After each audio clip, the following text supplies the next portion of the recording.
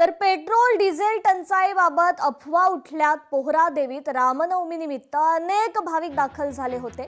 दर्शन आटोपून भाविक गावाकडे निघाले, मात्र वाशिम पासून पेट्रोल पंपावर डिझेलच मिळेना झालं। त्यामुळे भाविकांवर रस्त्यावर झोपण्याची वेळ आलेली आहे।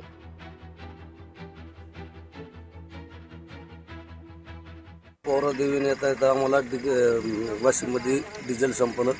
थोडं डिझेल होतं तर आम्ही ह्या पंपापर्यंत आलो। 10 वाजता आलो समजा इथं आम्ही।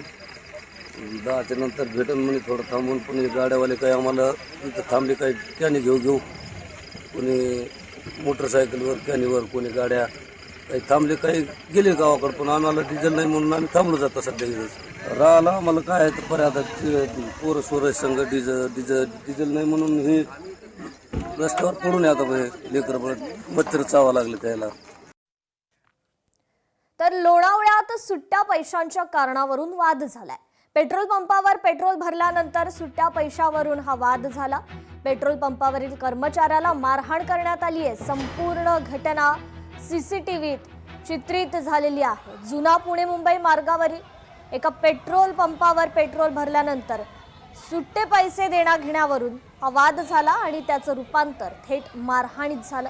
या घटनेत पेट्रोल पंपावरील कर्मचाऱ्याला मारहाण करण्यात आली असून हा सर्व प्रकार सीसीटीव्हीत चित्रित झालाय। दरम्यान या प्रकरणी लोणावळा शहर पोलीस ठाण्यात 5 जणांविरुद्ध गुन्हा दाखल करण्यात आला।